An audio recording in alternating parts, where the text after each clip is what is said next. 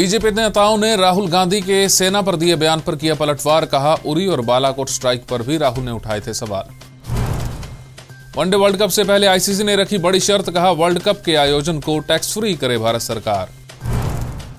दिल्ली में निजी स्कूलों पर हाईकोर्ट ने दिखाई सख्ती। आर्थिक तौर पर पिछड़े छात्रों को एडमिशन नहीं देने पर मान्यता रद्द करने के आदेश। नमस्कार, मैं हूं संजय सेठी और आप देख रहे हैं जेएसडी टाइम्स। पूर्व केंद्रीय मंत्री और बीजेपी सांसद रविशंकर प्रसाद ने राहुल गांधी के सेना पर दिए बयान पर जवाब दिया है।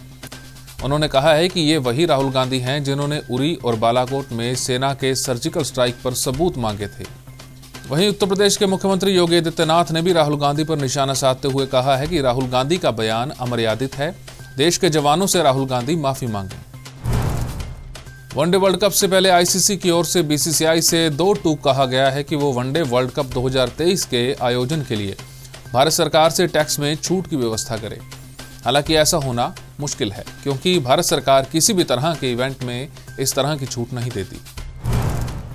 आंध्र प्रदेश में हॉलीवुड फिल्म अवतार 2 देखने गए युवक को हार्ट अटैक आ गया। अटैक आने के बाद गंभीर हालत में उसे अस्पताल ले जाया गया, लेकिन डॉक्टरों ने उसे मृत घोषित कर दिया।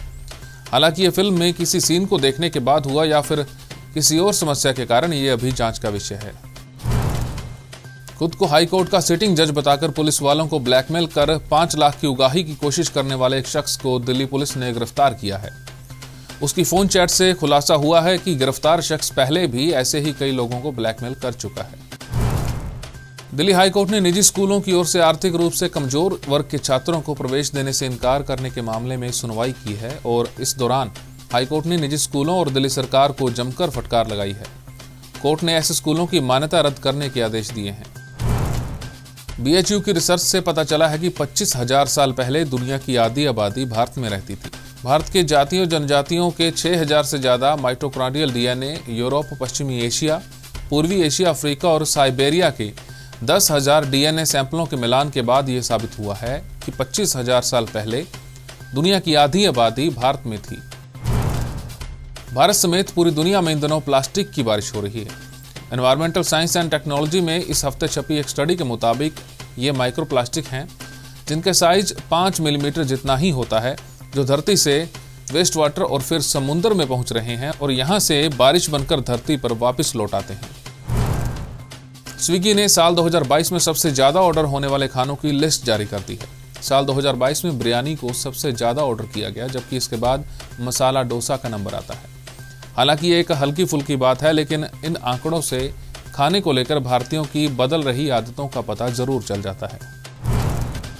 युद्ध की शुरुआत के बाद से ही अपने सबसे बड़े हमलों में से एक में रूस ने शुक्रवार को यूक्रेन पर 70 से ज्यादा मिसाइलें दागी, जिसके चलते देश के दूसरे सबसे बड़े शहर कीव में बिजली गुल हो गई और कीव में इमरजेंसी ब्लैकआउट लागू करने को मजबूर होना पड़ा।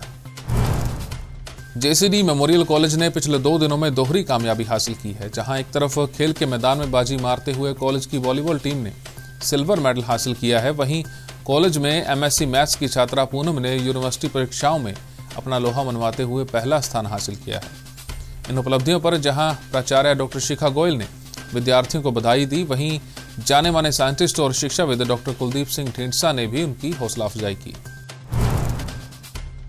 अब बात आज के इतिहास की। आज का दिन राइट ब्रदर्स के साथ जुड़ा हुआ है। अमेरिका के पश्चिमी वर्जीनिया के हंटिंगटन शहर के एक बिशप ने अपने बच्चों को एक खिलौना लाकर दिया। खिलौना फ्रांस के एरोनॉटिक साइंटिस्ट अल्फोंसे पेनाउट के आविष्कार पर आधारित एक मॉडल था।